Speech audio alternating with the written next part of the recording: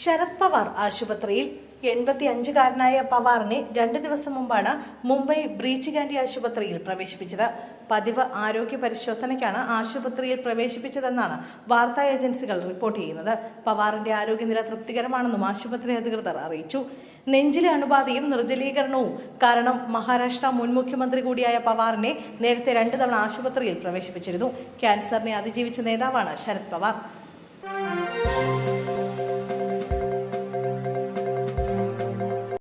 Vlogger Niyas കൊട്ടാരം പിടിയിൽ. സമൂഹ മാധ്യമങ്ങളിൽ മുഖംമൂടി ധരിച്ച് ആളുകളെ വെല്ലുവിളിച്ചിരുന്ന വ്ലോഗർ വാളാഞ്ചേരി കൊട്ടാരം സ്വദേശി നിയാസ് കൊട്ടാരം പിടിയിൽ. നിരവധി ക്രിമിനൽ കേസുകളിൽ പ്രതിയായ ഇയാളെ എറണാകുളത്ത് നിന്നാണ് വാളാഞ്ചേരി പോലീസ് അറസ്റ്റ് ചെയ്തത്.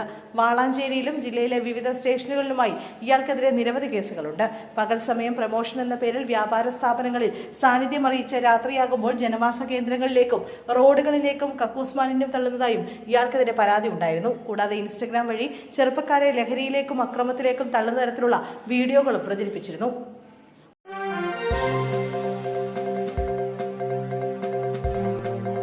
മുണ്ടത്തിക്കോട് വെടിക്കെട്ട് നിർമ്മാണശാലയിലെ അപകടത്തിൽ മരിച്ചവരുടെ കുടുംബത്തിന് ധനസഹായം പ്രഖ്യാപിച്ച സംസ്ഥാന സർക്കാർ. ജീവൻ നഷ്ടപ്പെട്ടവരുടെ കുടുംബത്തിന് 14 ലക്ഷം രൂപ ധനസഹായം നൽകുമെന്ന് സർക്കാർ പറഞ്ഞു. ദുരന്തത്തിന്റെ പശ്ചാത്തലത്തിൽ പ്രത്യേക മന്ത്രിസഭാ യോഗം ചേരും. കേരള മുഖ്യമന്ത്രിയുടെ ദുരിതാശ്വാസ നിധിയിൽ നിന്ന് 10 ലക്ഷവും സംസ്ഥാന ദുരന്ത പ്രതികരണ നിധിയിൽ നിന്ന് 4 ലക്ഷം രൂപയും നൽകാനാണ് തീരുമാനം. ഓൺലൈനായാണ് യോഗം ചേർന്നത്. തൃശൂർ കളക്ടറേറ്റിൽ നിന്ന് മന്ത്രിമാരായ V N Vasavan, R Bindu, K Rajan, M B Rajesh, Kadannappally Ramachandran എന്നിവർ യോഗത്തിൽ പങ്കെടുത്തു. പരിക്കേറ്റവർക്ക് 2 ലക്ഷം രൂപ വീതവും ധനസഹായം നൽകും. സംഭവത്തിൽ ജുഡീഷ്യൽ അന്വേഷണം നടത്താനും മന്ത്രിസഭാ യോഗം തീരുമാനിച്ചു.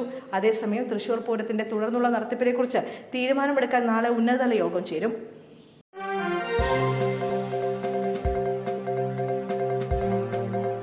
തിരുവനന്തപുരം മധുര അമൃത എക്സ്പ്രസ് രാമേശ്വരത്തേക്ക് നീട്ടിയതിന് പിന്നാലെ ട്രെയിനിലെ മലയാളം ബോർഡുകളും അമൃത എക്സ്പ്രസ് എന്ന പേരും നീക്കി.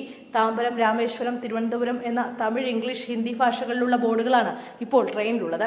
തിരുവനന്തപുരത്ത് നിന്ന് രാമേശ്വരത്തെത്തുന്ന ട്രെയിനിന്റെ കോച്ചുകൾ ഉപയോഗിച്ചാണ് രാമേശ്വരം, ചെന്നൈ, താമ്പരം ട്രെയിൻ ഓടിക്കുന്നത്. ചെന്നൈയിലെ മെക്കാനിക്കൽ വിഭാഗമാണ് മലയാളം ഒഴിവാക്കി പുതിയ ബോർഡുകൾ വെച്ചത്. മലയാളം ബോർഡ് പുനഃസ്ഥാപിക്കണമെന്ന ആവശ്യത്തെ തുടർന്ന് തിരുവനന്തപുരം ഡിവിഷൻ ഈ വിഷയം ചെന്നൈ ആസ്ഥാനത്ത് അറിയിച്ചെങ്കിലും ദക്ഷിണ റെയിൽവേ മെക്കാനിക്കൽ വിഭാഗം പരിഗണിച്ചില്ല. ട്രെയിനിൽ നിന്ന് മലയാളത്തെ പുറത്താക്കിയിട്ട് 7 മാസമായി.